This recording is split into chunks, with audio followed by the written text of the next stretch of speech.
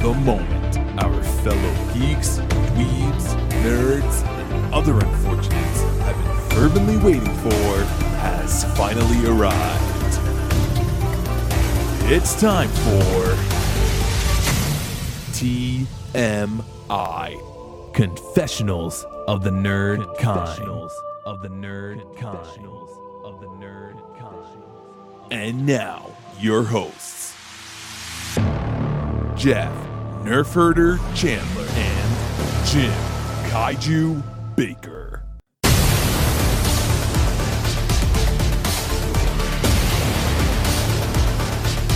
And now, let's get on with the show. Here is TMI. Oh yeah, it was. I thought it was nice. I thought it was very clean. Now, well, we might as well get into it on the actual show. Yeah, sure. Let's go. But all right, so welcome everybody. This is the first show of 2020. So happy 2020. New Year. Where the hell's Hugh Downs? Barbara Walters. 2020. This is 2020. She used to over enunciate. Baba Wawa.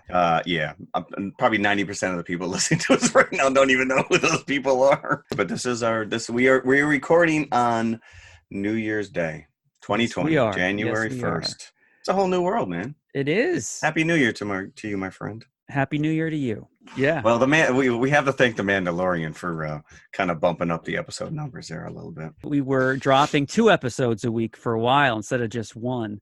But people were listening. They had were. Listens, so thank you out there. And speaking of people listening, I would just like to put out that if you've listened to this show, you know that on occasion we do a 5-bucket episode. Every time we do a 5-bucket episode, that means our list of films to draw from gets smaller and smaller. So eventually, we will have no more 5-bucket movies to talk about. We're scraping. So this means that we're going to have to depend upon you, the listener, to give us your suggestions. Is there a movie we've had some in the past. Is there a movie that's near and dear to your heart or that you would just like us to talk about? Let us know, because I really want to put this out there. And I know people listen. I know that you're hearing me right now, wherever you're listening. And our Oregon faction, thank you very much. I see that we've got numbers in Oregon. I have no idea why.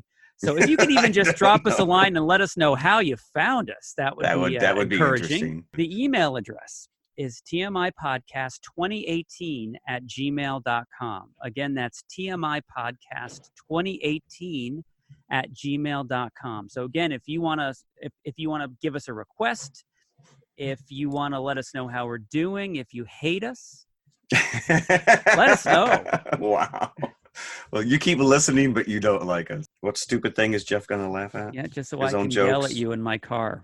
There you go. I do hear that a lot from people who do listen to us, that they tend to talk back to our conversation or add to it or at least scream, yeah, that's not right.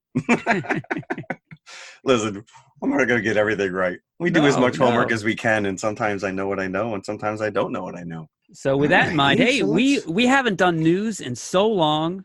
No, we have not. You would think that no news was being generated, but we're back on track here. Although I have to say, Jim, I'm looking around the TMI studios here, and it's just the 2 of us again. Christina Henry is not with us this week. She will return. Don't worry. It's just like at the end of every Marvel movie. Yeah. James Bond will return. Avengers will return. Yeah. Right. Christina Henry will return. She's listening right now going, I'll be back. So specifically, she is dying to talk about Parasite because she just saw this a couple of nights ago and said it was amazing.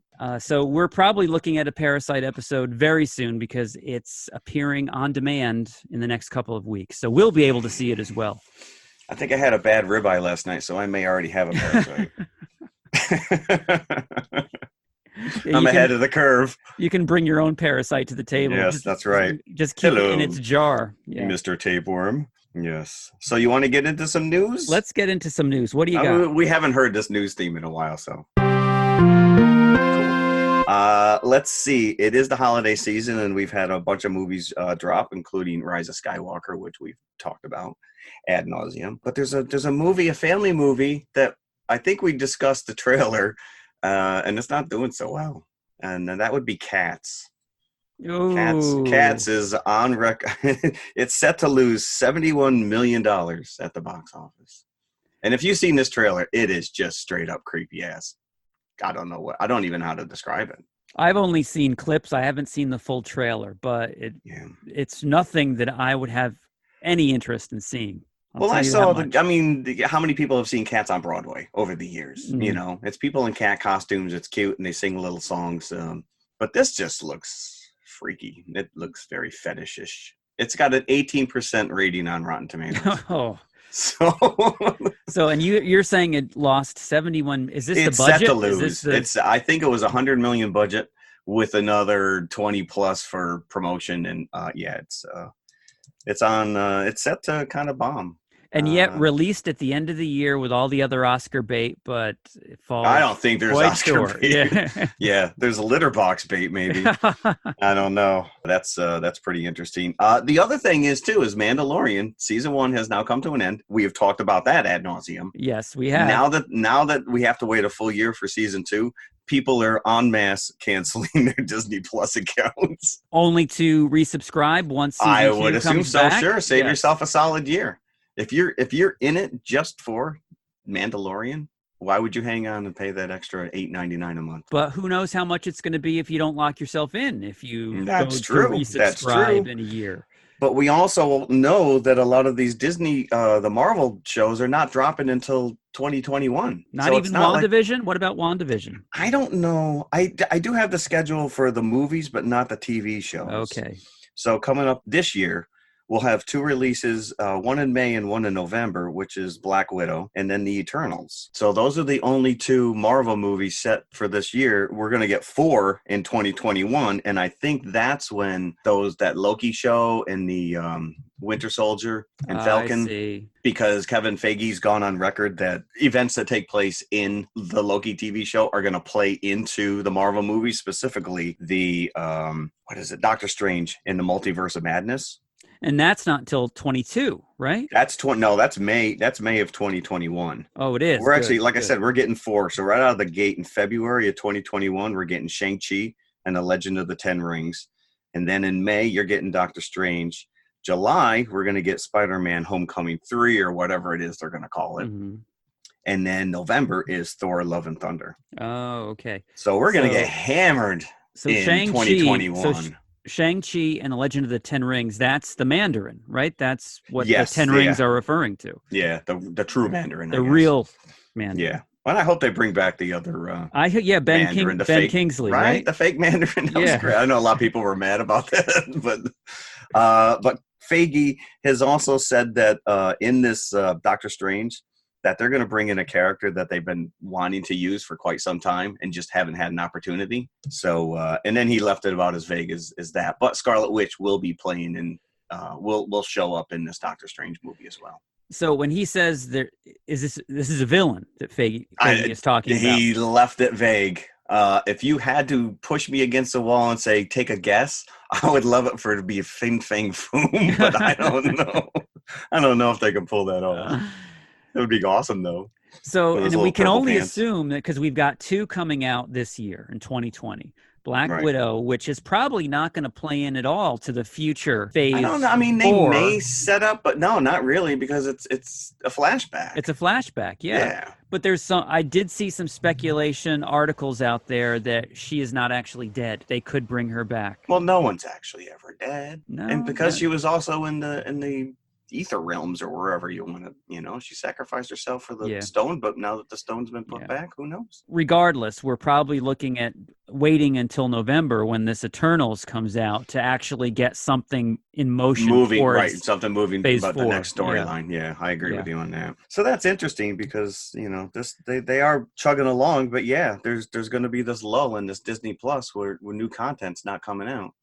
I mean, there was a lot of speculation up front. Everybody was excited, but boom, we got our Mandalorian. Now you have to wait. So why am I going to pay? But they have their own little nice niche of original programming. Like you have the Imagineers, you have that Jeff Goldblum show. Right. Yep. Very entertaining. Our classic today came from Disney Plus, the Black Hole. Yes, it did. We didn't even have to go to the library for this. No. Who knows? I don't think they're hurting. There's enough people that signed up early on that will stay with. I want to touch a little bit more on the Mandalorian, which is the last episode chapter, the last chapter. Yeah. We had the little the little scene where our friend Jason Sudeikis was playing a trooper, and he smacked around Baby Yoda. Yeah, I guess apparently he's getting death threats now because people are so mad that even his own comedy troupe, the second city comedy troupe now, out there. Was that Chicago? him? Was it just his Apparently, voice, or was it him in the armor? Apparently it was him in the armor. Yeah, and Second City came out and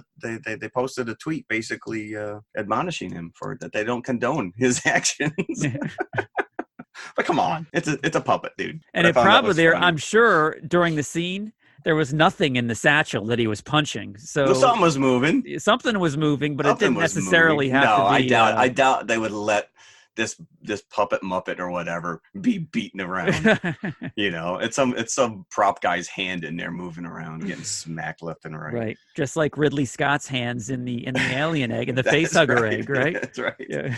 Let me in there. The only other news item I have, which also happens to be Disney, we know for a fact that this Obi-Wan TV show is now gearing up in production. Yes. We don't know when it's actually going to drop, how many episodes or whatever, but we do know that it takes place between Revenge of the Sith and A New Hope. And right now they are casting for a young Luke Skywalker. Now, I would assume that he would probably be 6-7 years old. Like a young Anakin aged. Yeah, hopefully not as annoying. So this is going to take place on Tatooine. It's got to. Yeah, I mean, it has to. I mean, if you read the Marvel comics, they filled in some of the backstory of Obi-Wan and the fact, that he didn't just sit in a hut, looking out his window like a creep, staring at Luke every day, making sure he was okay. I'm sure he got sidetracked. He's maybe out looking for Anakin. Maybe he's doing other stuff. He traded with Jawas. He scared Tusken Raiders. And... right. He learned how to speak Krayt Dragon. But you also have to figure he trained to learn all that Qui-Gon had given him as far as how to force communicate and do that other crap. So if there's anybody out there, a little kid kind of looks like Luke Skywalker, now's your opportunity.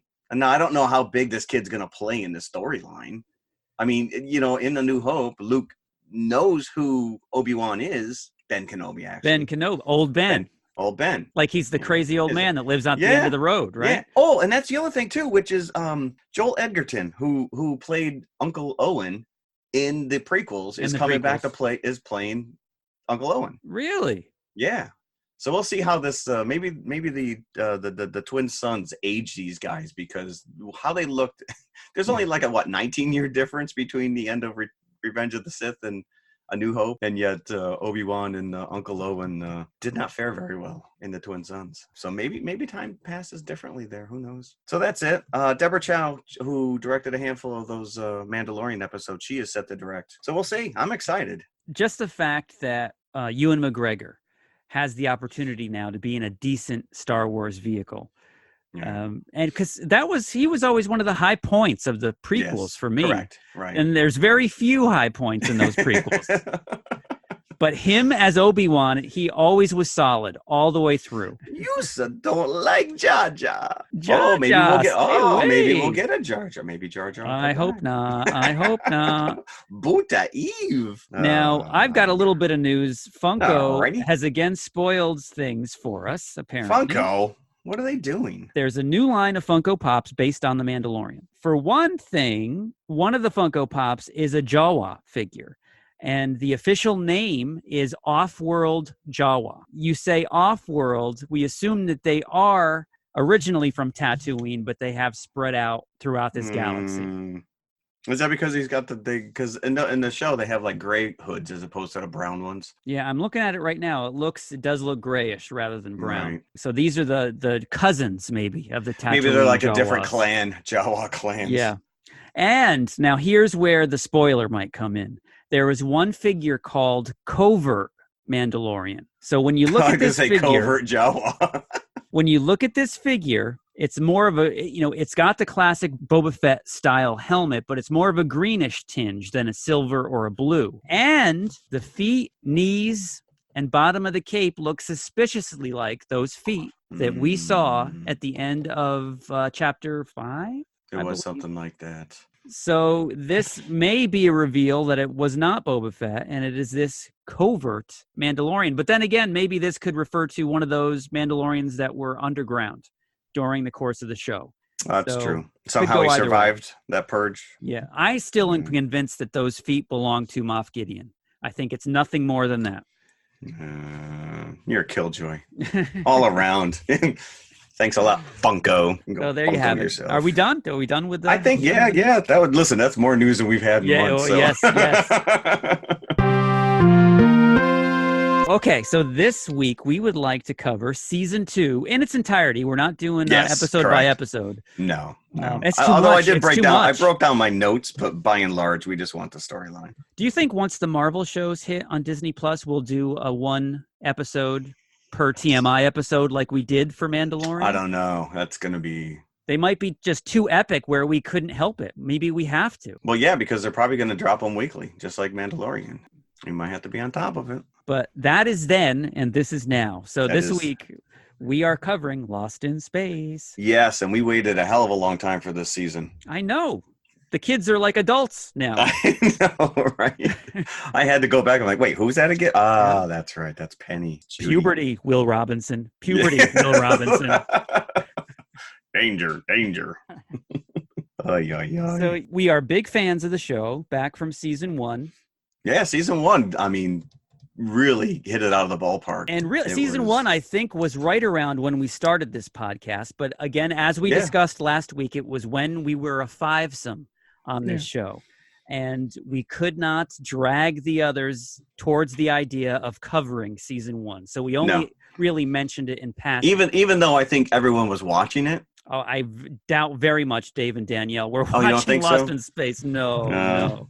Gotcha. They were too busy with Real Housewives. Again, it took a year for us to actually get season 2 to drop from Netflix. And if you're thinking about old TV seasons, back in the day, a show would end in May. You'd get the season finale, like on ABC, CBS, NBC.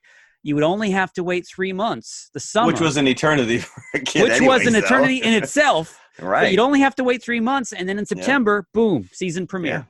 It started all over again. You didn't really have to dig too deep in your memory banks to remember what happened. But when a year goes by, and you've binged season 1 over the course of 5 days. You're like, you have no memory of what happened. So, I had to get a few refreshers. Also, to refresh our audience here, what has happened is a cataclysmic event has struck the Earth. What we assume is a meteor in the beginning of season 1 has struck, and best of the best of humanity has been chosen to leave Earth because dust has been raised and Earth is soon going to be uninhabitable. There you go. So the best of the best, taken their tests, the best scientists, artists, what have you, have left Earth, and they're going to go settle in a distant galaxy, and there's a planet called Alpha Centauri. Right. Which is actually a real planet. It does exist. It does exist. Alpha Centauri. Oh yeah, it is a real planet. I don't know if it's considered a Class M planet, but it is one of the closest planets to us that could be suitable for life. Okay. On the way, the colonists have an issue. They are attacked by something, which we later find out is a homicidal robot. Now, it wasn't an army of robots. I assume it was just one from my memory. Right. Some of the colonists become detached from the mothership, which is called the Resolute, and they are on this planet. And this is where we are introduced to the Robinsons, getting into one jam after the other. And Will Robinson, the youngest of this clan, finds himself a robot on this planet, a 7-8 foot tall, benevolent, friendly robot that has what looks like a TV screen for a face, constantly showing footage of a sparkler or fireworks or something.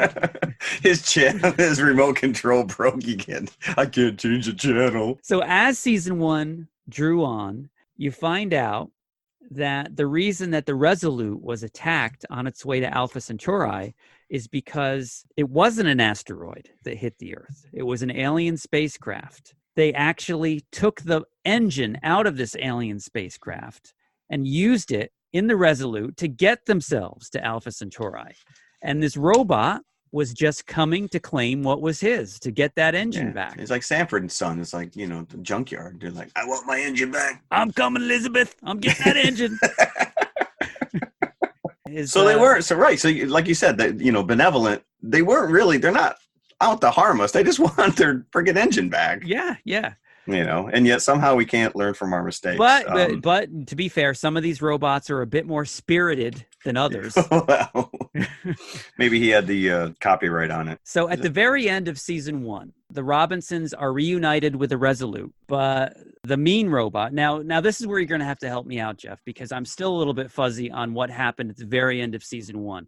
Now, Will's good robot ends up having a fight with a not so good robot who's looking for that engine. Yeah, and he's looking to protect the Robinsons at this point. Right. The Robinsons in their little Jupiter ship, Jupiter 2, end up going through a rift in space to another galaxy altogether. Yeah, they are away lost. from the Resolute. They are now lost in space. Yes. But meanwhile, the two robots are warring within the Resolute itself. Yes, and that's how season 1 ends. Yeah, yeah.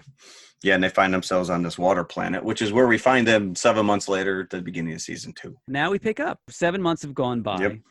Although it looks like 2 or 3 years when you look at the state of these kids that if you're used to seeing them from last season. We have Maureen Robinson, the mother, John Robinson, father, Will, of course, the youngest, and then Judy and Penny, the 2 teenage sisters. Right. So although Judy is adopted.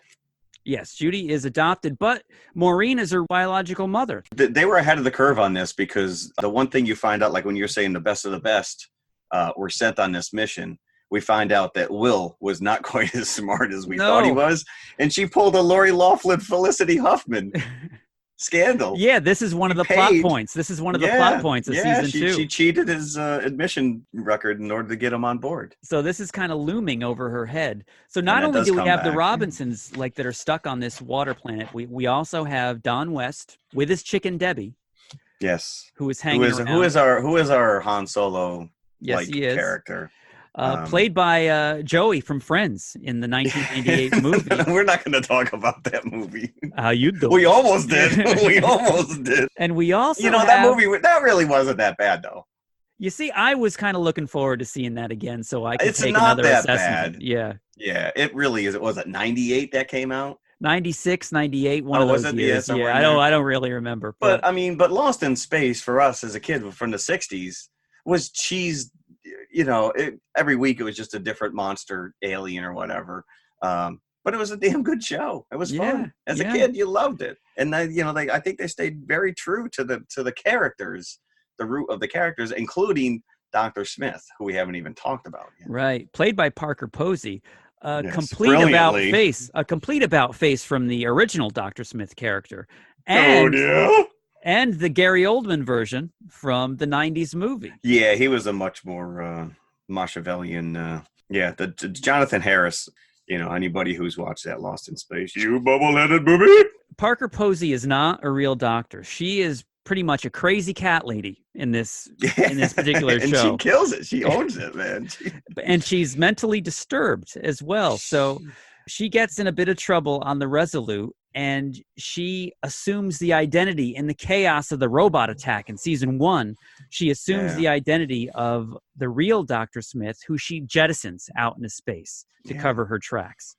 And she's discovered by the end of season 1. And the Robinsons have her in the ship, quarantined, imprisoned in her own room. And she is a gift that just keeps on giving. Yes. She is such a great character. And she is just always trying to figure out some kind of a con to play or whatever. She's trying to get one over on the Robinsons.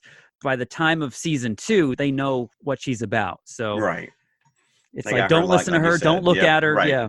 Pay no attention to the lady behind the glass, kids. Yeah. So, but they're stuck on this planet where there's no breathable oxygen here. So the air is poisonous to them. And they're trying to raise their own crops in this dome and to desperately keep it away from the atmosphere outside. Right. But they realize that they can't stay here forever at the same time. But their problem is that they've crash landed on this planet and the Jupiter is not working. 7 months later, they can't find a auto parts store. Right. Yeah. There's none to be had here, but there is a lot of lightning activity on this particular water planet. Where the Jupiter is situated is right on what looks like an ocean beach, and not too far into the surf. Whenever it rains, lightning is hitting the same spot over and over and over again. Maureen has the idea that if they can get the Jupiter out there they can kickstart it with some of this lightning. And that's exactly what they do. It's almost like a Tom Hanks situation in Castaway, where I was thinking it was more like Back to the Future. They just knew where the lightning was going to strike. Right. This is true. This is true. Doc Brown at his best. Once they get there, they realize that where the lightning is striking is like a ravine in the ocean. Like a trench, Probably like about an alien, like a trench with alien markings in the middle going down this trench, and there's waterfalls coming down into it on either side where the ocean is split. Jupiter, of course, is teetering over the edge of this waterfall. And Maureen and Penny at one point are knocked out of the Jupiter and they fall over the falls. Now, how they survive, I have no idea. Right, because it was pretty damn far. It was a far fall. They couldn't get back up without help. And this is pretty much how the show goes for about 10 episodes or so. They get into trouble, a new kind of trouble every single episode that they have to get themselves out. But again, like I said, that's the episodic of the original TV show. But rather than a monster of the week, it's like the emergency of the week. That's what it is. John Robinson we're good to go. Like, we have this stuff growing. We can just survive here. And then somebody, quote unquote, sabotaged it, forcing them to now have to leave. They can't. The crops were all destroyed. Right. And you were like, and you're like, gee, I wonder who sabotaged it. But you were kind of led to believe that maybe Maureen actually had something to do with it. Because she wanted to leave, but then Smith does later admit that she did it. Yeah. But there's no ramifications for her doing that, forcing them to leave this. But she's like, you guys wanted to leave. I did you a favor. And so but that's a genius. Like I said, that's a genius of her character, which is just, she's constantly, she's not a good person. She's unstable, and yet they just don't blow her out an airlock. Right. And be like, sorry, kids. 7 months with someone like that in your house. And if they ever do make it back, nobody would know. Just get Don West to do it. He would do it in a heartbeat. Oh, listen, I have Debbie the chicken poke her eyes out. Yeah. The Jupiter does get jump started. They do get off this planet. And they had that nice little scene because it is a water planet. So they have to create these sails, like these kind of solar sails that are going to at least get them out there so that they can. To the trench. Yeah. Right. So they get off the planet, and what do they find? The Resolute. Yeah. So we assume that this has come through the rift right along with the Robinsons, but it is a ghost ship. Now, this, I think, was a missed opportunity here. By the end of the episode, you realize that the colonists aren't actually dead. They're on another planet. Right. Because they had to leave the Resolute for one reason or the other. So I was expecting there to be robots on the ship. I was like, okay, this is going to get crazy now, but it never happened. So I think episode 3 started really strong, but it kind of lost me by the end of it. Is that the one where we had the horses on loose in the cafeteria? Yes. Why are their horses still on the, I can understand why they have horses because they need them for Alpha Centauri. Yeah. But why leave it up on the Resolute if they're all down on the planet? It makes no sense. But right. And what are the horses eating for 7 months? I guess. I know. The commissary food, pizza, leftover pizza.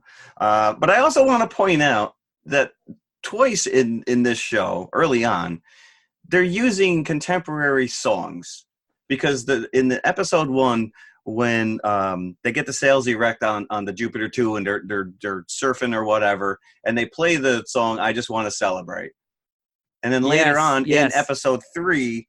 You've got John singing Space Cowboy. And I'm like, in 100+ years, we didn't come up with one other song that's worthy of being sung? That's why they call it classic rock, baby. This is like me singing a mining hymn. Even 100 years from now, they're going to be saying, music is not like the 60s, brother. Let me tell you. The Steve Miller Band will never go out of style. Yeah. Crazy. I thought that was a little, and I get it, but it just was like, come on. Also, with the music aspect of this, did you notice John Robinson often says when he's talking to Judy, "Hey Jude"? He says it a million times. I did. I don't think I've actually picked up on that, but that's pretty funny. We also get a little bit of an Aliens tie-in because they find a girl by herself on the Resolute. Newt? So that's also what I was waiting for. Okay, this is going to be a Newt. There's going to be robots here. But no, it turns out that when the crew members left the Resolute down to the planet, it was like a Home Alone situation where they must have forgotten about Samantha. You can see the mother on her Jupiter sit up. Samantha! Samantha! Meanwhile, she's thwarting the water bandits. I really did not get what was going on here, so maybe you can shed some light on this. Dr. Smith always conniving. So she is on the Resolute exploring along with the Robinsons. She finds another Dr. Smith who's in stasis, who's in some kind of suspended animation. If everybody else is on this planet, why is he still on the ship? Why? Well, Sleeping. they had to leave somebody with Samantha. Yeah. Here's your play friend. Now, yeah, it made it seem like they abandoned the ship pretty quickly. Yeah, and this guy was just taking a nap, and nobody woke him Yeah, up. I guess. And that was it. Like, yeah, anybody gonna wake up Dr. Smith? Nah, we've already got one of those. So Too many Dr. Smiths. So Parker Posey's cover has been blown from season 1. So she goes through the roster of who is on the Resolute, finds a second Dr. Smith that she can take over the personality of, and goes. I don't know if she killed him or not, but she takes the chip out of his arm to put it into her arm. Right, because I'm assuming that probably has like all your vitals. It probably has all of your statistic information. It's like a driver's license, right? Yeah, basically. But if it says straight up that you're a male, I think you're kind of screwed. Right. Now, the Dr. Smith in his pod, played by Bill Mummy from the original Lost in Space. I actually had that. Is that Bill Mummy? Is it Mummy? I don't want to give him a short shrift. There's only one M. Yeah. So it's Mummy, I believe. Yeah, but we also find out that what's kind of messed up here is that Samantha, her dad was the guy that Dr. Smith or Harris or whatever you want to call her, blew out the airlock. In season 1, yeah. In season 1. So now she's kind of like, oh. Once Parker Posey's character realizes this, she has guilty pangs every time she sees Samantha that I've killed this girl's father. Now I must kill her. I must steal her chip. So soon into the episode, we realize that the colonists aren't dead and the Robinsons aren't alone after all. Now, I think this is where the show kind of loses its steam, because I like it when the Robinsons are left to their own devices. Absolutely agree with you on that. This is now season 2. We were kind of given, the setup at the end of season 1. All right, they're lost in space. This is now the setup. It took an entire season to get us the setup to the original TV show, but then we go right back to the Resolute. So now, but I do like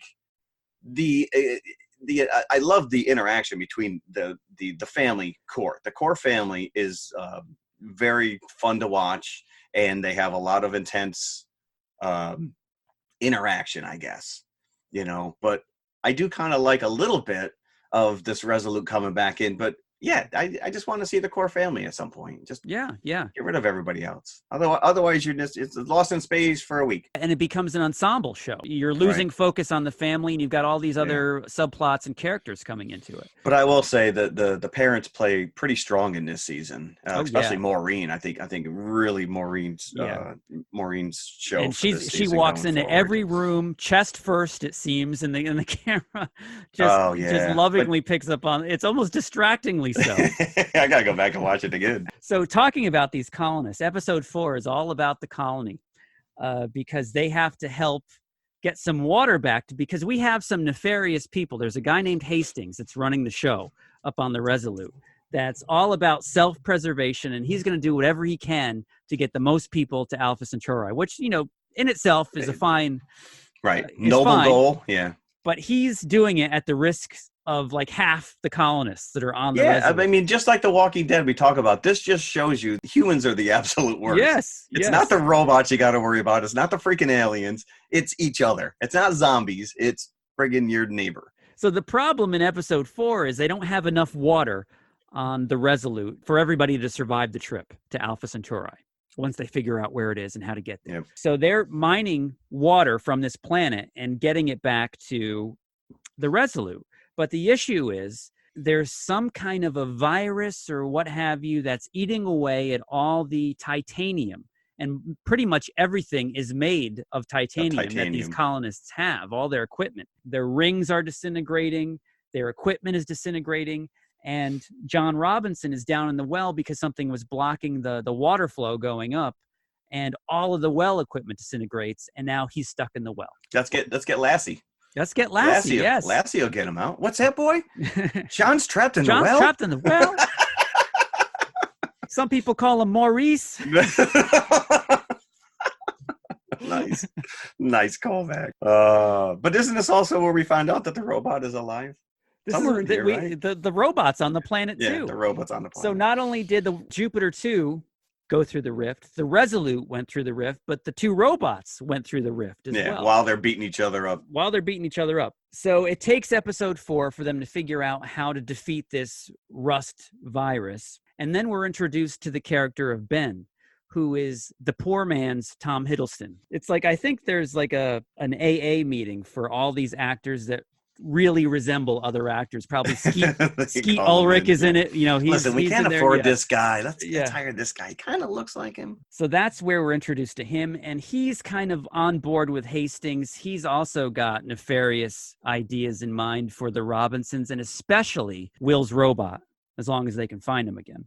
So episode 5 is pretty much John Robinson stuck in the well, and Judy is racing against the clock to get to him because Judy is a doctor in training, and she's done a lot on that water planet for the whole family in terms of medical advice. And Judy is my hero. I love this character. Yes. I think she is the strongest character. She really comes to the fore by the end of the season as well. Yeah, absolutely. So episode 5 is her racing across the planet because none of the vehicles work anymore because everything is breaking down. So she's on foot trying to get from one camp to the other where her father is stuck in the well. And now why nobody else could go down there and keep him company at least, I don't know why.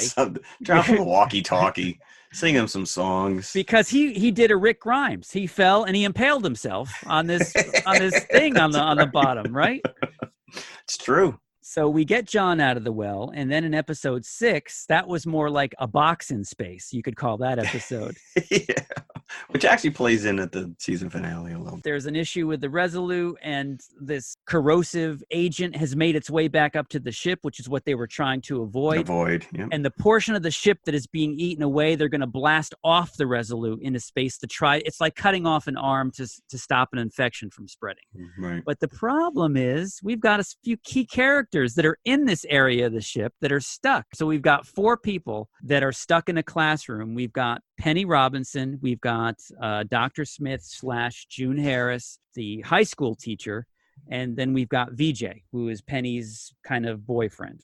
Hastings and Ben, they're ready to sacrifice these 4 people to save the Resolute. Yeah, Hastings is just a straight up D-bag. Yeah. But there is like a beer cooler that's in there? Right?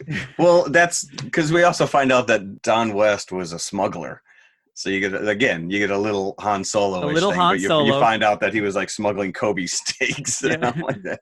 Listen, if you're going to smuggle anything, Kobe steaks is the way to go. He's on the radio, and then he's asking her to look around the room and what's there. And she's saying, oh, there's a desk, there's some chairs. Oh, and there's a cooler over here. And there's a cooler. Yeah, just big enough for her. The idea is struck that they all have to get in the cooler, and they will survive in space for a few minutes, and Don's going to pick them up before they are killed in the vacuum of space. And it takes them a while. Of course, there's a countdown for them to get into the box, and the teacher doesn't want to get in because he's afraid of closed spaces. And then nice knowing you, Teach. Yeah, but who is it that helps him in? There you go, Dr. Smith. Parker Posey, Dr. Smith. Dr. Smith, pretending that she's a doctor. They all eventually get in the box. Penny has the best line. I hope nobody ate beans for lunch. It's a very harrowing scene. The camera is in the box with them the entire time. Yeah, and you see them getting colder and colder and colder, and everything starts getting white. Their faces start getting white, their hands start getting white, and all of a sudden, boom, you hear them land on whatever platform of the a Jupiter that Don West was piloting, and he saves the day. Last minute save.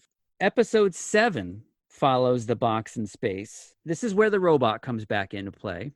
Will finds the robot down on the planet because Will has been sent to the planet along with his mother and his character Ben to find the robot because they need somebody to pilot the Resolute to Alpha Centauri. And this is where we get the reveal that the alien engine is still there. They need a robot to actually work the alien engine to get it to move. They have been using a robot, the pilot of the ship that crashed into Earth. Scarecrow. They refer to him, Scarecrow. And Ben had a very similar relationship to Scarecrow that Will had with his robot in the beginning once the robot was discovered in the wreckage.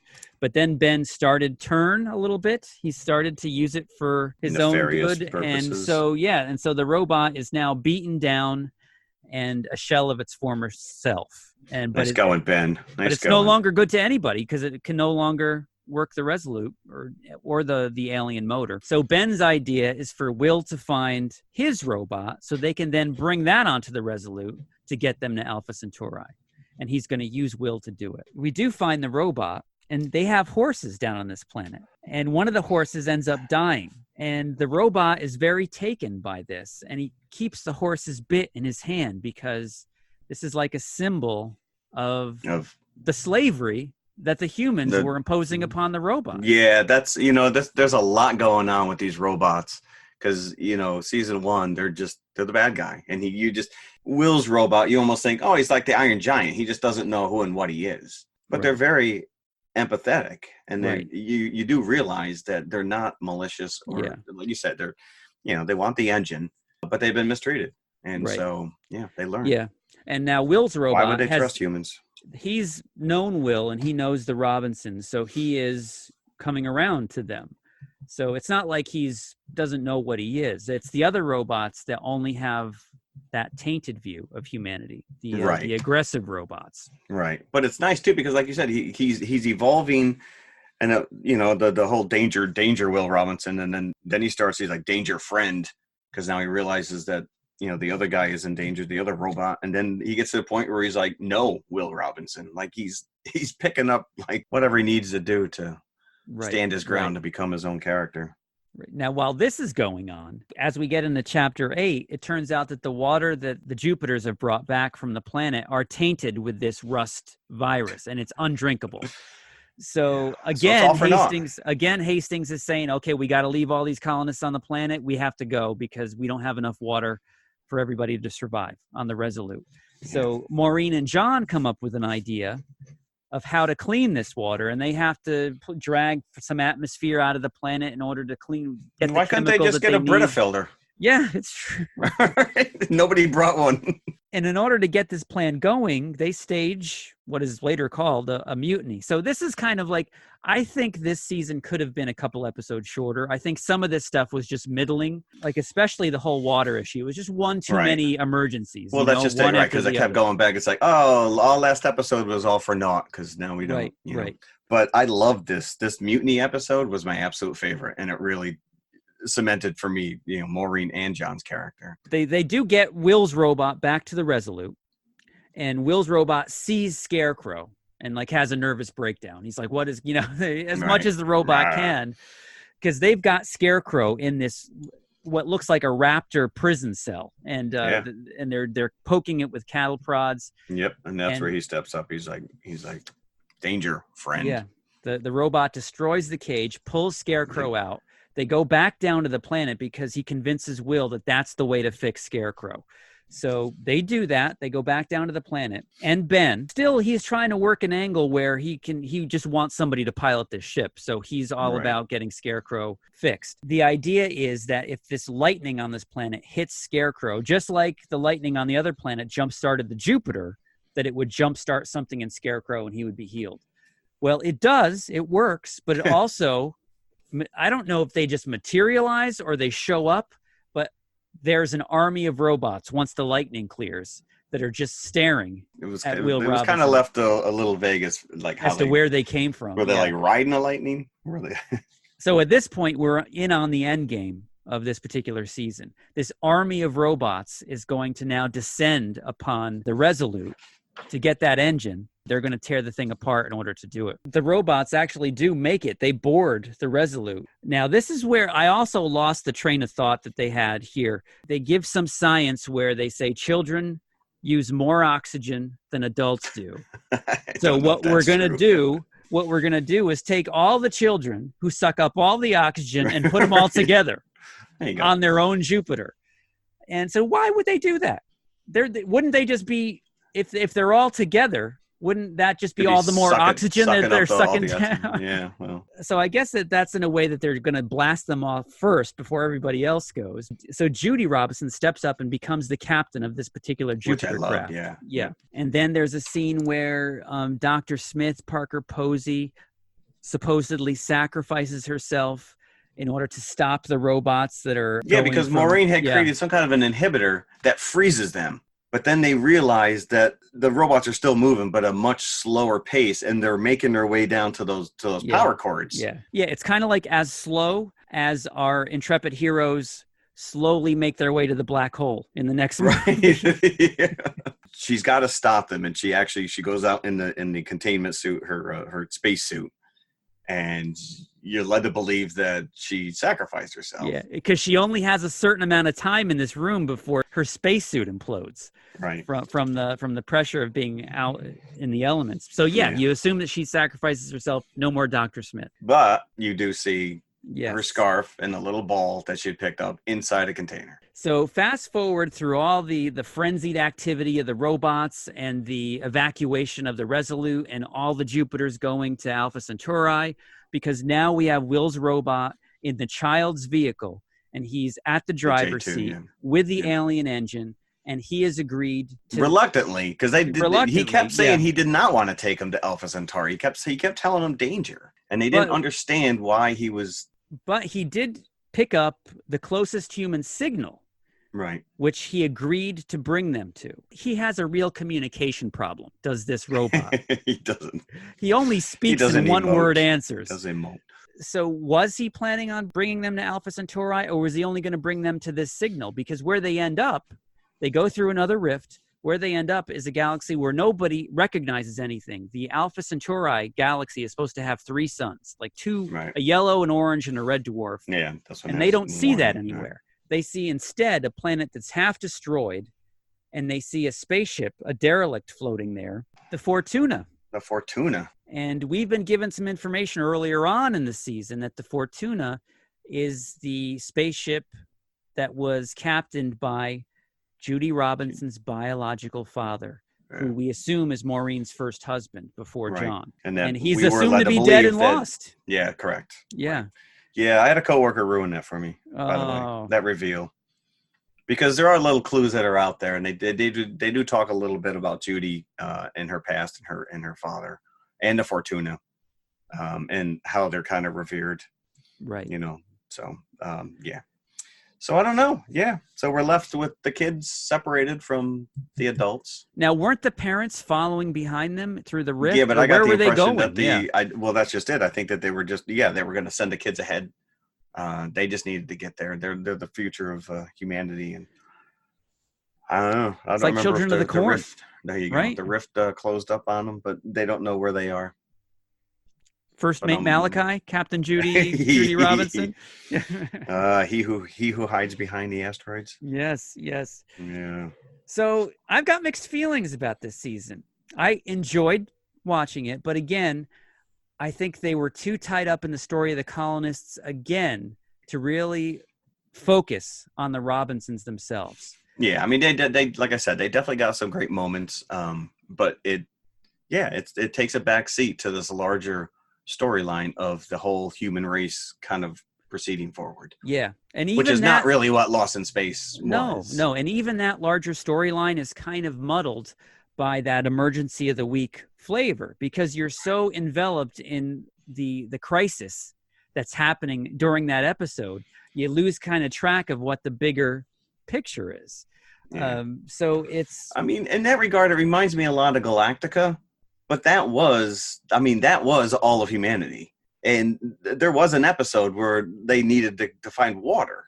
Or there was something wrong. And it's been a year since I've watched the show through. But, I mean, that to me was a larger issue. It was the whole, like, you were worried about the perils of the entire crew. But this one, you want to get back. You want to get back to the family. You want to see, what's going on with the family. I do admit that whole plot line with the virus that was causing things to rust was very clever. The way that they figured out how to get it up on the Resolute, because they quarantine all the vehicles and water that were coming off the planet, so not to get this virus on the Resolute. Right. And the way that it happens is there's a guy that has 2 pins in his leg that was on planet that comes up, and they're rusting. And that's how the virus gets up there. There you go. Very alien-esque, I have to tell you, that whole episode, whenever that thing is eating through the hull. Yeah. Oh, yeah. Right. The whole acid. But we also find out the ring around the water planet is like some universal USB hub for these robots. Yes. Like they have a symbol. They have a symbol that just locks in. It's like, oh, that's your port right there, and you just plug in and you recharge. So that was kind of a weird thing. And there's another scene with this giant alien whale creature that is really that was impressive. cool though. Yeah. Little space whale going on. Yeah. It's like, all right, well, at least we're seeing something other than the blackness of space. At one point, this makes me think when Will finds the robot in season 1, he says something to the effect, I'm the first human that's found intelligent life, but they're finding alien life all over the place on this show. Yeah, there was it's so funny because I was watching this and then I caught my wife rewatching season 1, and there's that one episode where they have to deal with the fuel-eating eels in their cargo bay. That was actually very well done. But again, they're aliens. They're anything that we're finding on another planet that's not indigenous to Earth is considered an alien. Yeah, that's where I think season 1 is a little bit. That bacteria is alien. Because that had more of that flavor of just that isolationist kind of flavor of the Robinsons on their own. Correct. That was a great sequence. Those few episodes where they were trapped under the ice when the Jupiter crash landed, and they had to get themselves out of there. Yeah, that's what really hooked me into the show. So I enjoyed it. I liked it. I'm happy. Yeah, I'll watch season 3 once it comes out. Are we forced to wait another year though? I think we will be. Probably. I did pick up on the fact that Dr. Smith runs, the way she runs is a combination of Daniel Craig's James Bond and Forrest Gump. Like I'm like, what is this lady doing? Like, it's not even running. It's just like falling with grace. Her clothes look very comfortable though. It's like, Oh yeah, she's always got those flowing muumuus. Yep, house coats, muumuus, yeah. But I thought Don West was a fun character. More fun this season. I think you got a little bit more flavor of his charisma. Yes, and probably the best line belongs to Don West. It was right after his blood transfusion, because at one point, Dr. Smith has to help him out and give him a blood transfusion. Of course, he owes her now. She doesn't do it out of the kindness of her heart, but he's still recovering. And there's at one point, I think it might be Penny, who gets on the phone with one of her parents, and she's all worried. And Don West says, "Is there something wrong?" And then he says, "Why do I even ask that anymore?" Right. Of course there's something wrong. Of course there's something wrong. Yes. There's always something wrong. Did you not read the script, Don? So I would give this, if we were to give this whole season buckets, I think I would go 3. I enjoyed it. Yeah, solid 3. Yeah. Entertaining. You're binging right through it. You're going one episode right after the other. So in honor of Lost in Space, I found a few original commercials from the 60s broadcasts of Lost in Space. So take a listen to this, and then we're going to go into a shrimp roll commercial. A shrimp roll?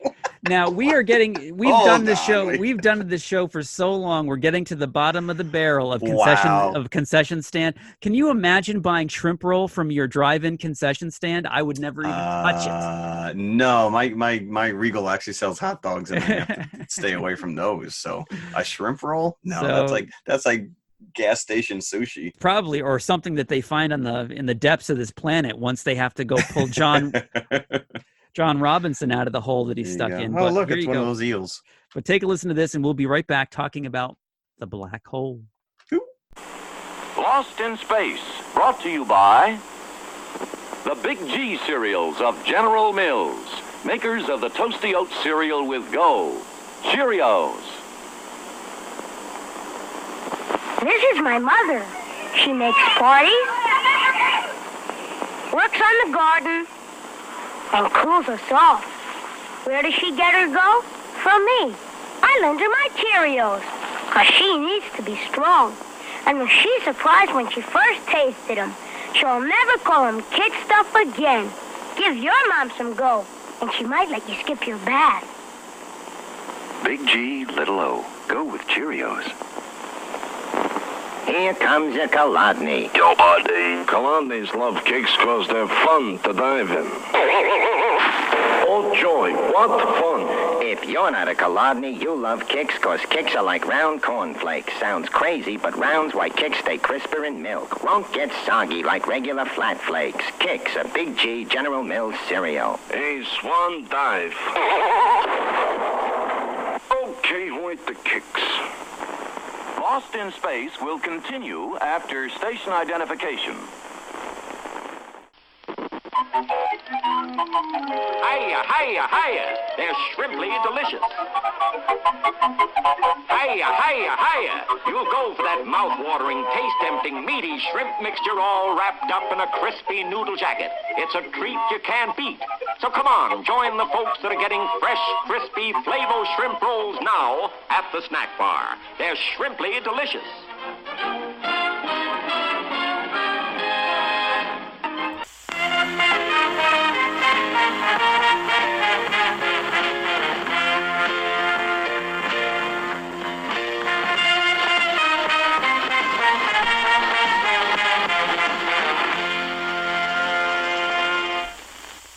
And we are back. Nice. Hope you enjoyed that. Shrimp rolls. Now we are I wonder going. how many people actually ordered those. I know. I cannot see. Honey, that can they you were- go get a large bucket of popcorn? That looks good. And Shrimp rolls. Yeah. Whoa, we're eating fancy tonight, kids. Shrimp Oh. roll in the old drive-in. Imagine how bad your car smelled after that. Yum. But So wait, speaking what are of we shrimp talking about? rolls, this has nothing to do with shrimp rolls. We are talking Black Hole. I don't know. Now- We could probably tie it in somehow. Somehow. Now, Black Hole, I have specific memories of seeing this in the theater. This was released on December the 21st, 1979, 40 years ago, just a few weeks. We just passed its 40-year Damn. anniversary. Wow, 4-0. Woof.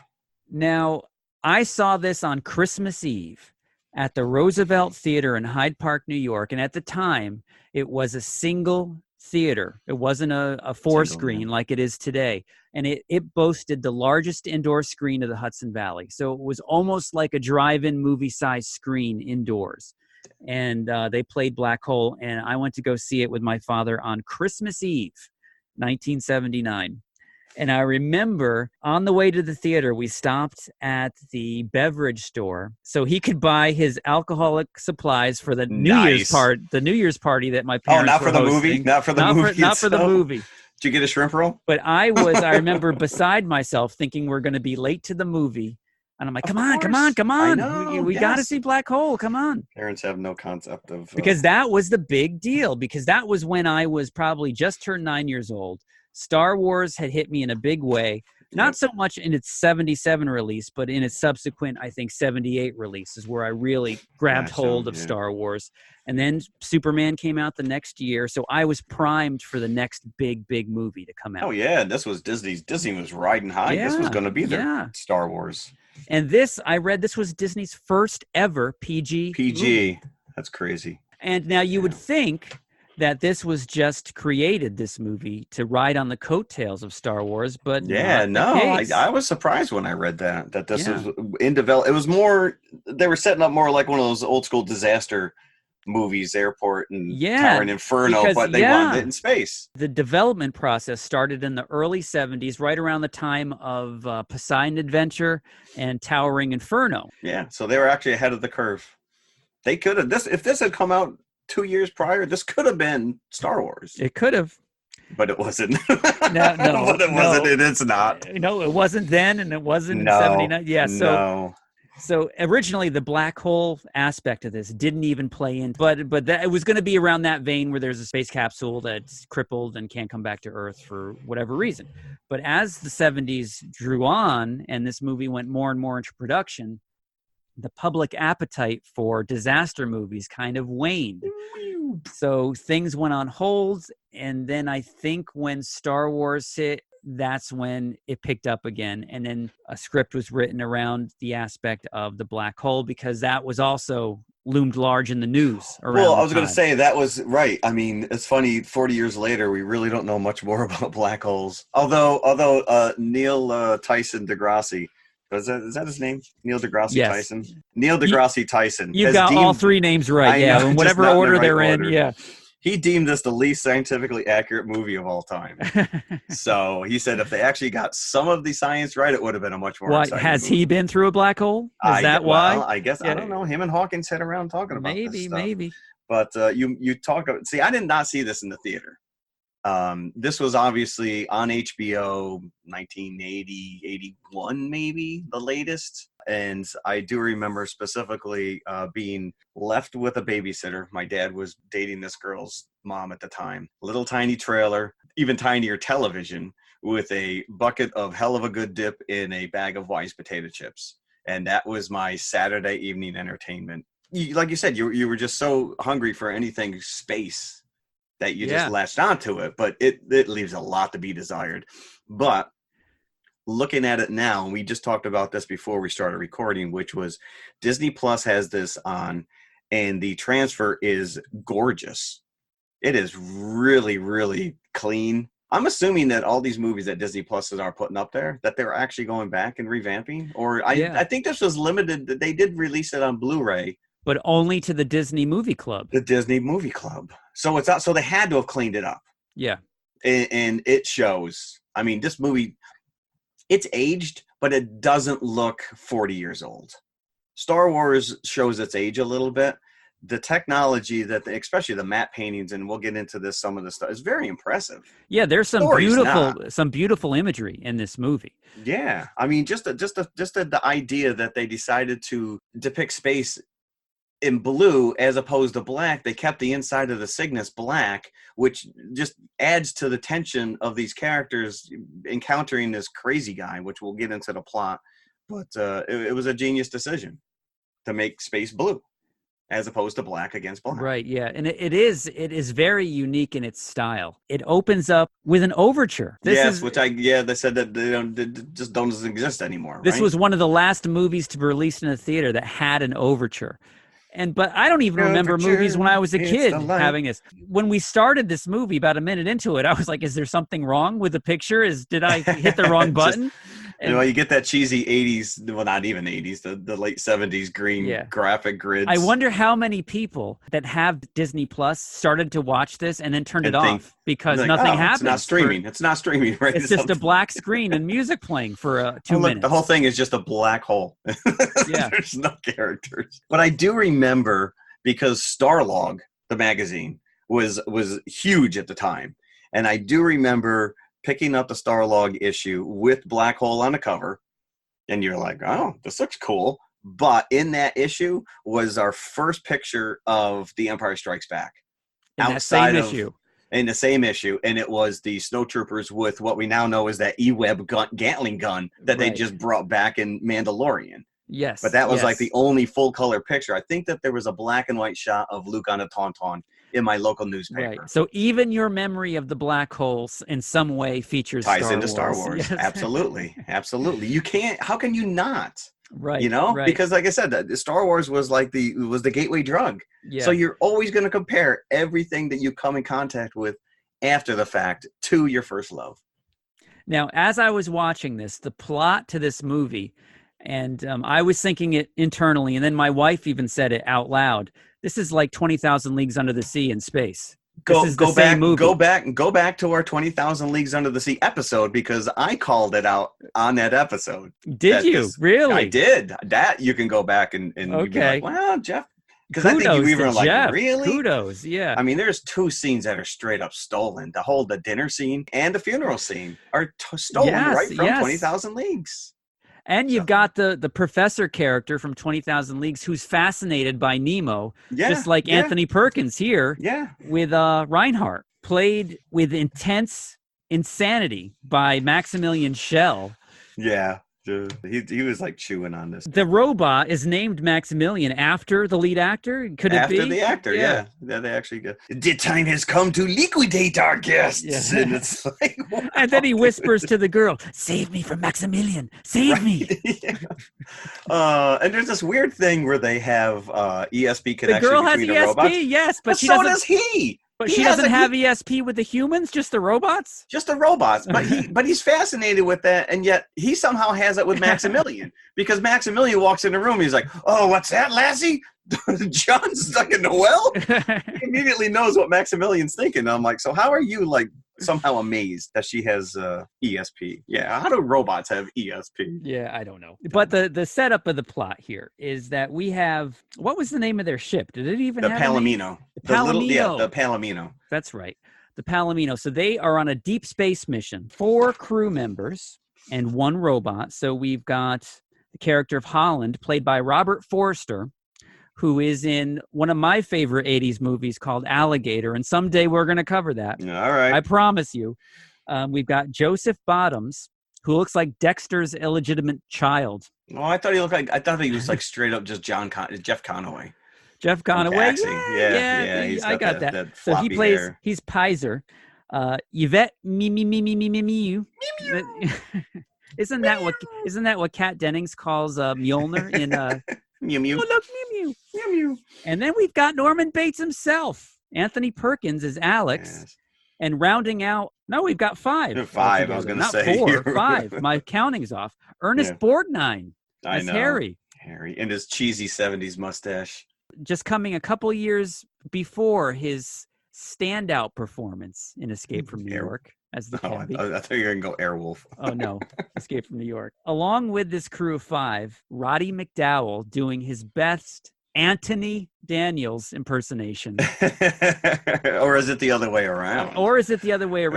Now, who came Vincent. first? Now, they really had to stretch in order to make this an acronym, I think. Oh, yeah, the name is this. Vital information necessary, centralized. And I don't even know what the T stands for. Did I even write that down? I didn't. I didn't write it down either, but we'll go with that. But Vincent. So now I think Roddy McDowell is a good choice if you're going in that C-3PO realm. Because, Roddy McDowell, he is the original, right? So, Yeah, it's true. But I think Vincent, he was just being a little too actorly. He wasn't robot. And Anthony Daniels does C-3PO brilliantly, but he's still, you're not listening to the human behind the mask. You're listening to a robot. And that's what Anthony Daniels brings to C-3PO. This was like Roddy McDowell playing a robot. He was, he was I was just surprised that he's he's not even credited. No, he's not. He's not. Uncredited. Both robots go uncredited. Like we're supposed to believe that they're robots. There's nobody playing these people. So this crew are on a deep space mission, and they're on their way back, and they're passing by a black hole. Oh, look at that, kids. Look, there's a black hole. Let's go take a look. Don't get too close. Right, exactly. And they do get caught in the event horizon. They're getting sucked into the black hole. As this is happening, they see that there's a derelict ship parked right outside the black hole. And as they get a little bit closer, they realize it's the very ship that Kate, played by Yvette Mimu, her father disappeared. And he was a member. He was a crew member on this ship. Wait, the Fortuna? Not the Fortuna, no. The Ad Astra? Yeah, no, both those movies stole this. The Cygnus. Yes. So what they do realize is that there's a null gravity field that's surrounding the Cygnus, which is how they're able to be parked there and not being sucked into the hole themselves. They put the emergency brake on. Yeah. So if the Palomino gets close enough to the Cygnus, then they're safe. They're stopped.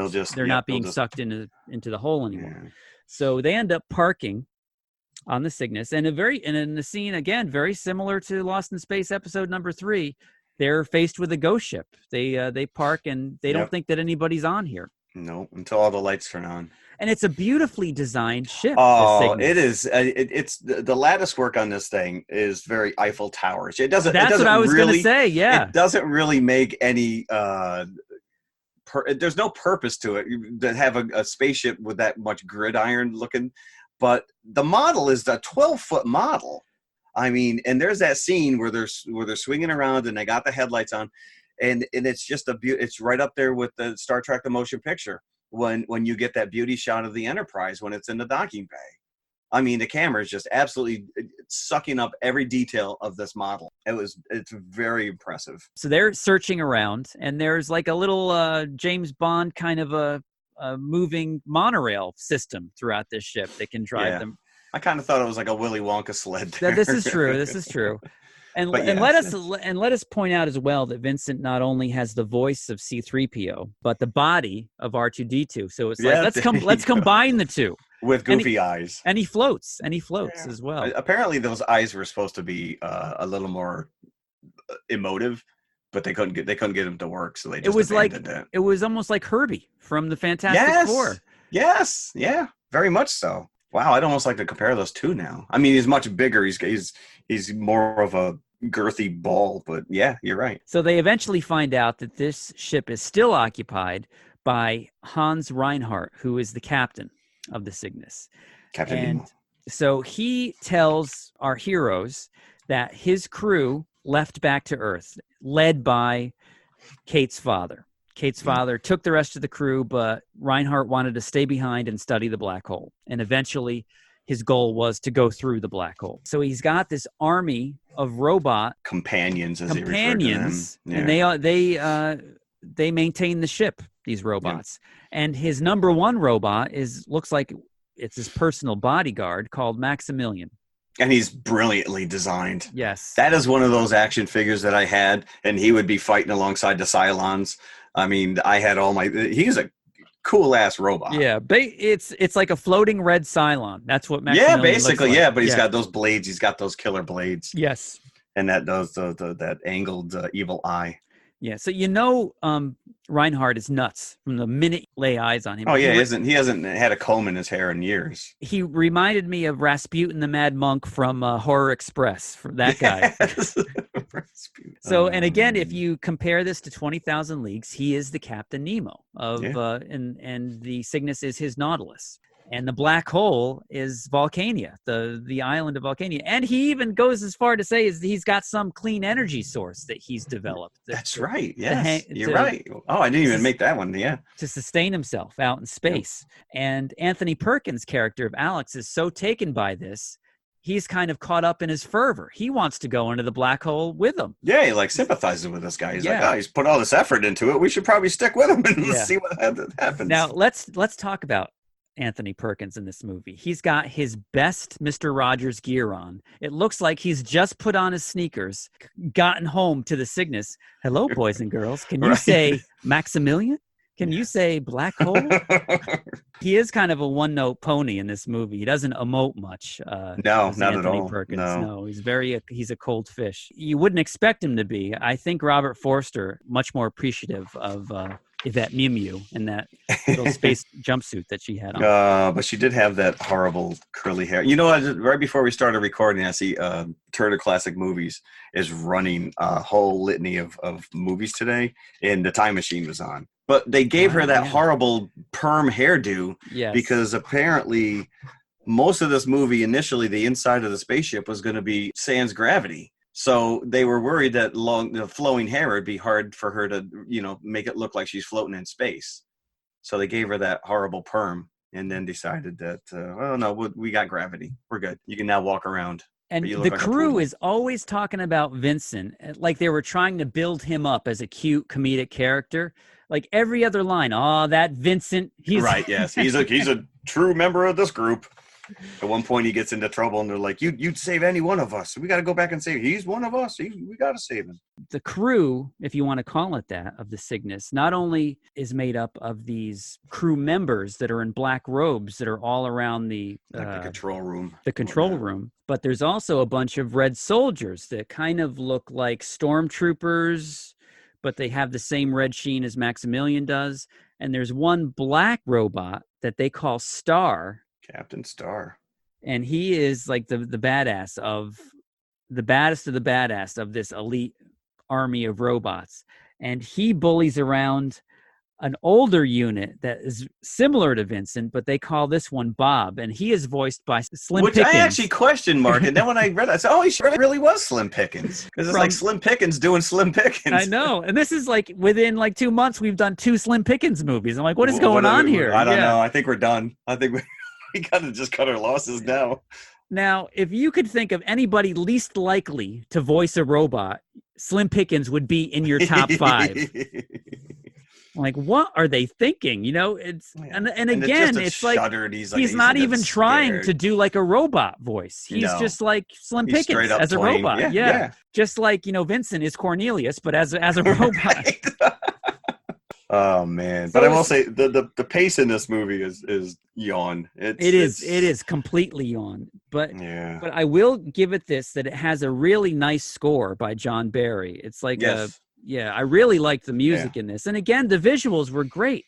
Well, that's the thing, which was, so we can get a little bit into it, which was, again, this was in development long before Star Wars came along, but once Star Wars was released, they're like, dude, we want that technology. I mean, ILM had created this camera, this Dykstra Flex camera named after John Dykstra, and they wanted to borrow it, and they couldn't.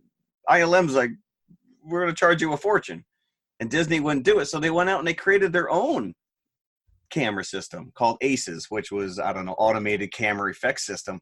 But there's that scene where they're just where you're inside the interior of the ship, and you just see that it's massive open space, and you got the little cross bridge, and you got, you know, like you said, the little sled that's kind of going through, and you got some of the troopers walking down below, and then you see the space behind them.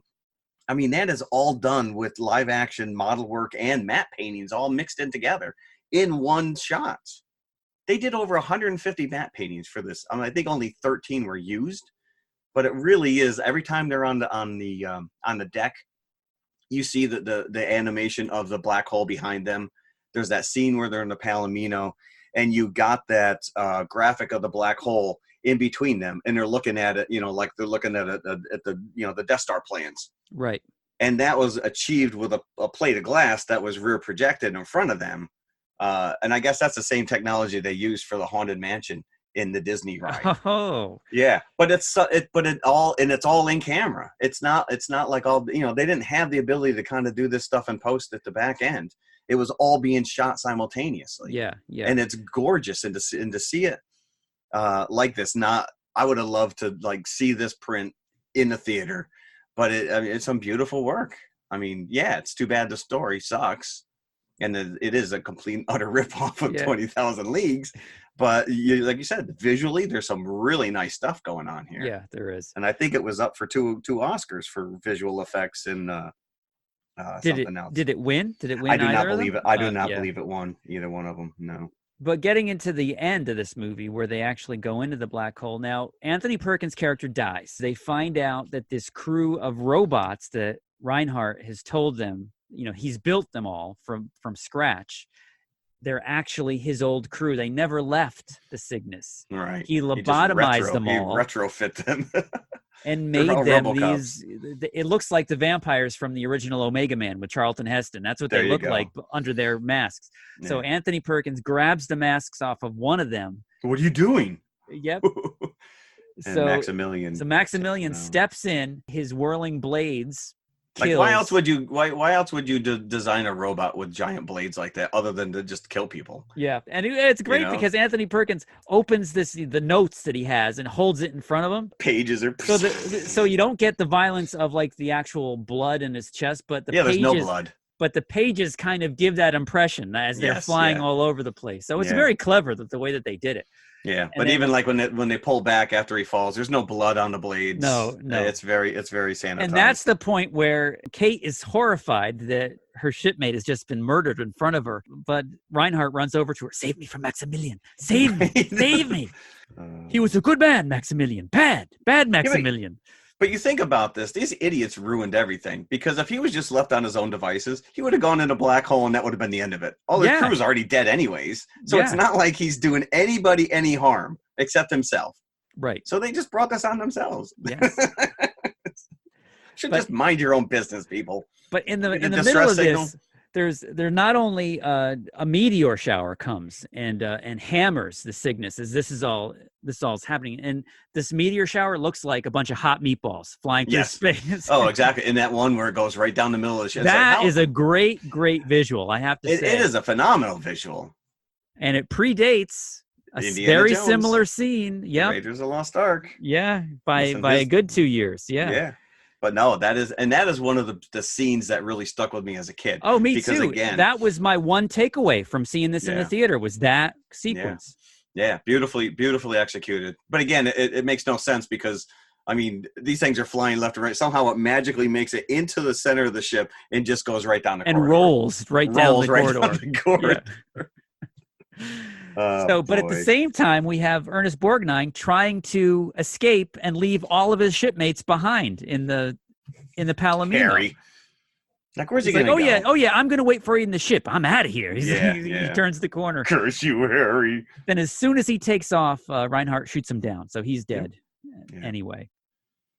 So then they have no means of getting off except for the escape pod. So Reinhardt is going to actually, because he realizes the Cygnus is not going to be able to survive this plummeting down the black hole. So he's got this escape pod that he's going to use. Was it the escape pod or was it the probe that he had sent in earlier? The probe. It was the probe. So, but if it was a probe, why would it have seats in it?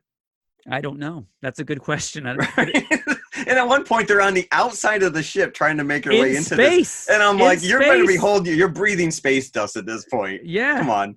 No wonder why Degrassi's like, yeah, this is bullshit. Because when the meteor comes through and it's doing that Raiders roll, it's open to space. It's made a hole in the hull. Yep. And so nothing's being sucked out like you would normally see in an accurate movie. But but we just go with it. Oh, best visual effects and cinematography. That's what it was up for. Oh, what I didn't bring up was at one point where he finds out that these guys have escaped, Reinhardt actually slaps himself in the head like 2 or 3 times as if to say, stupid, stupid, stupid. And what are you thinking? Yeah, well, just to bring home the point that he's nuts. At many points during this, I'm like, what am I watching? Did this actually pass muster and made it into a finished motion picture? Yeah, but there is a nice firefight scene. I mean, as they're making their way and all the troopers are converging on them, and you get because they got these really cool guns, and I always love this design, which is the double-barreled with the handle in the middle.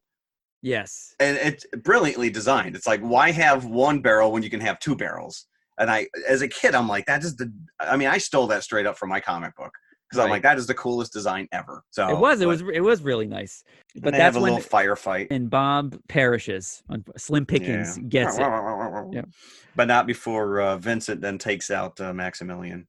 Because Vincent has a little drill of his own and drills right into his chest. I'll drill you. Apparently all robots in this universe. And the only time the rules of space apply, Maximilian gets sucked out of the hull after he gets drilled by Vincent. So this to me really ends on a bizarre visual, and I don't quite know where they're going with it. No, I don't understand what the point was at the end. Reinhardt is killed by falling debris in the Cygnus. Yep. He's now plummeting in space. So he's in the Cygnus, but he's on his way down the black hole. So we have Robert Forster as Holland, Joseph Bottoms as Pizer, Yvette Mimieux, and Vincent. They all get into the probe. They're about to go into the black hole. So everybody goes through together. And this is where it gets really bonkers, where it's like 2001, even like Star Trek, the motion picture, again, going back to that with Spock going through the portals into V'ger.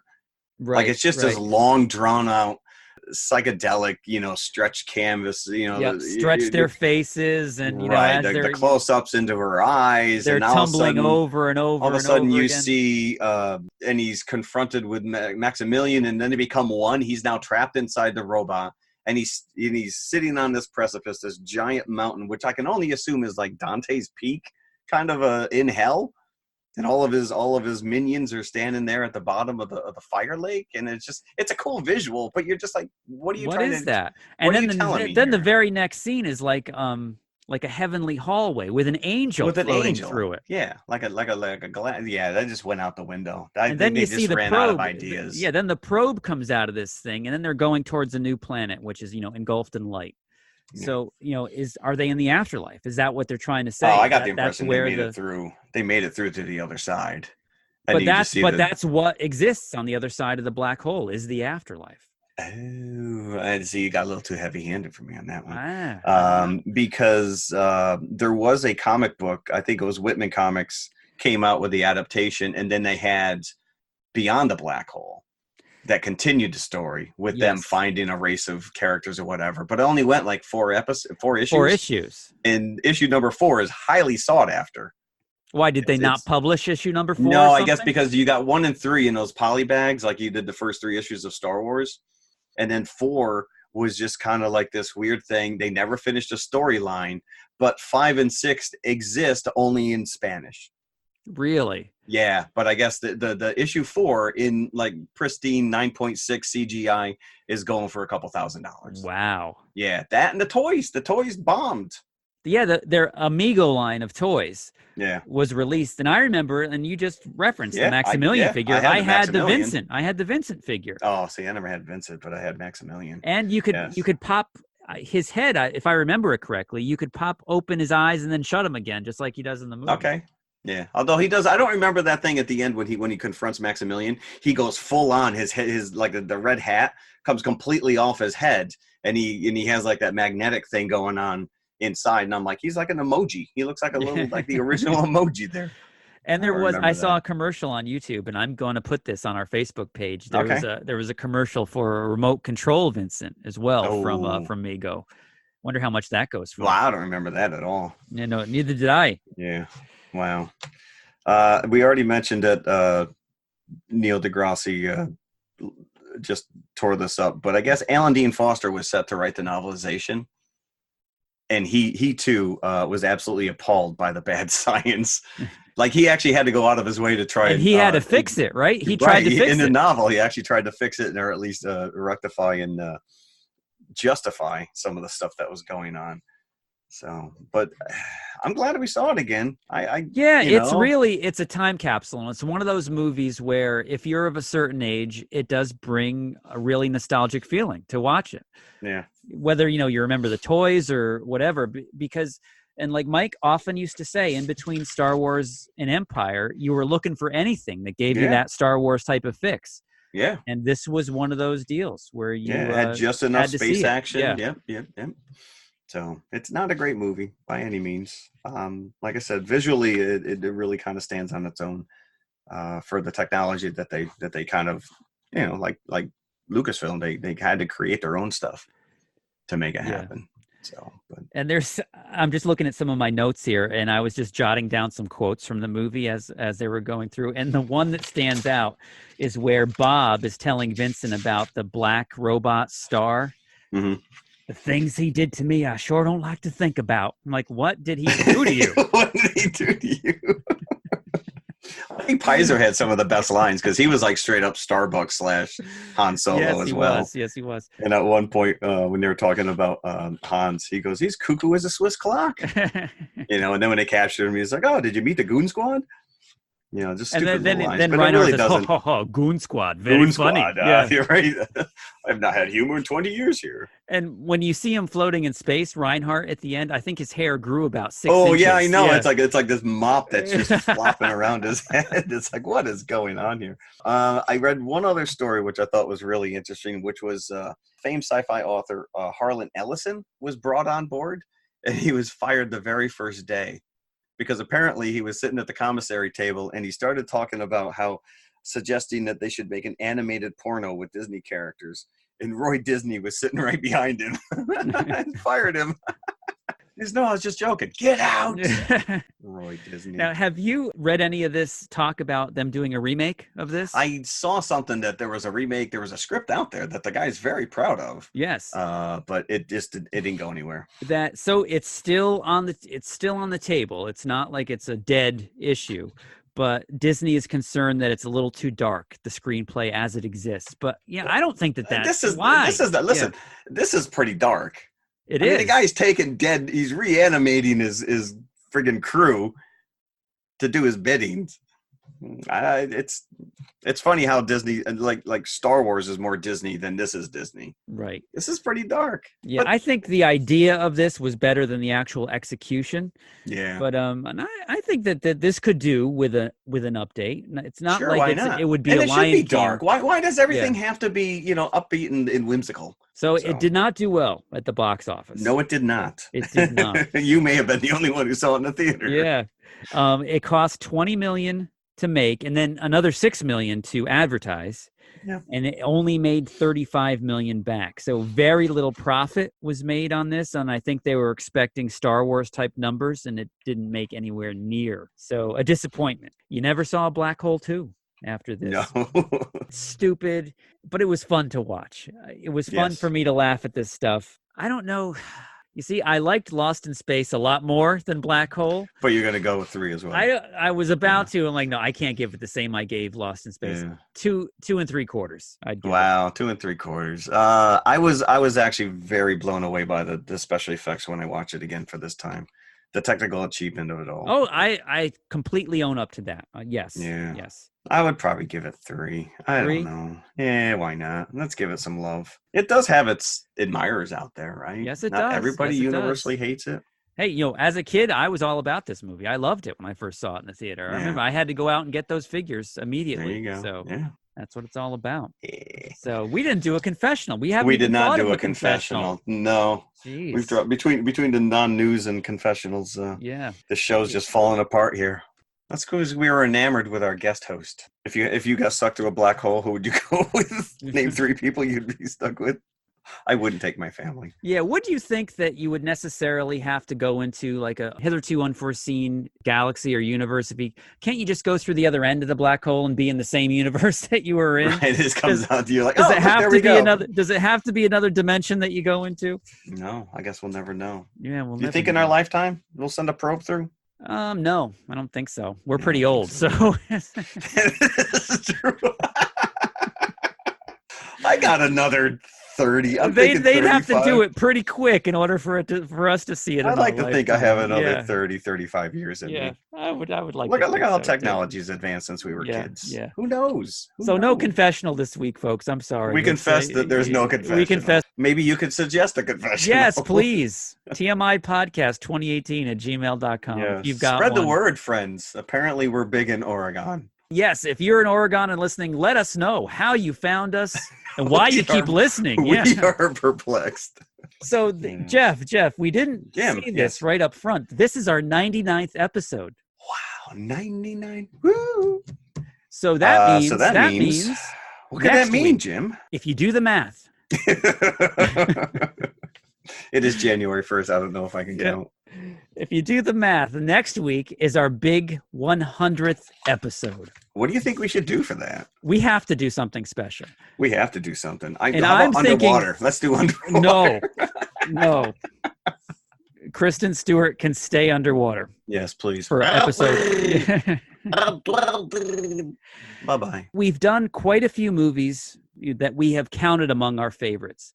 Very early on, one of our first confessionals was, what is your favorite movie of all time? Now, Jeff, I think that Star Wars is the obvious for you. That was the obvious. Probably Back to the Future, your second obvious. But so you went off on a different very path. Non-conventional. I did. So what I'm getting at here is that in all of our storied history, in all of the special episodes that we've done, we've never done something specifically on our favorite movie. And we think it's time to rectify that. But in doing so, we don't want to really go over the same ground that we already have. So we're coming up with a compromise. These might not be our official all-time favorites. No, but they're movies that we kind of want to talk about. Yeah, but they're movies definitely in our top 3 or top 5, right? Yes, absolutely. And this one is very, like I said, very unconventional, but it is near and dear to me. I don't even know what year this came out. 67, 66. I'm thinking maybe 71, 72. 70. Okay, I got to look it up. I don't know. But Ryan O'Neal and Barbara Streisand, What's Up, Doc? And it's just as the poster advertises, it's a screwball comedy. I can sense a lot of blank stares out in the Yeah, they're like, really? This is what we're going? This is 100 episodes. You guys have hit the wall. No, I'm telling you, this movie it must have been on HBO ad nauseum. Because I know this movie inside out. I don't own it, but I know it inside and out. Right. And I compare, and I equate it to Duchess and the Dirtwater Fox, which was Goldie Hawn and George Segal. And they probably all came out around the same time. We're probably on HBO. And what's the other one? Which is, I'm now drawing an absolute blank. What's New Pussycat? Oh, no, Frisco Kid. Kid. Gene Wilder and Harrison Ford. Okay. So, but yes, we will be watching a Barbra Streisand movie for the first and probably only time on this show. Unless we do Yentl at some point. We're not doing Yentl. There is no way. I don't think I've ever seen Yentl. I've not seen Yentl either. Papa, can you hear me? I am choosing for this special 100th episode. I mention at least once every time we record. It doesn't always make its way to the final edited version, but 1979's Alien came up today. Yeah, it did come up today. Yes, it now we have those of you who have listened since the beginning. Thank you. Yeah, thank you, first of all. But we did kind of cover this in our Deadpool 2 episode way back when. Yeah. But that was when we had 5 people on here, and they were underwhelmed by Alien, to say the least. So the conversation died very quickly, and I never thought that we gave this movie its due. So I think it's been more than enough time, and we can finally cover it. I its agree. glory. I agree. So what a pairing, huh? It is a pairing unlike anything you've ever witnessed on this show, or ever will again. Because Alien. if we can somehow find a tie-in, if we can somehow find a carry through between these two movies, I'll be very impressed. All right, folks. Wasn't Yenta one of the Yenta was one of the crew members of the Nostromo? All right, kids, spread the word. Thank you very much. Yes. Happy New Year. And we're out. Bye. Puberty, Will Robinson. Thank you, bubble-headed booby. Save me from Maximilian. Save me. Save me.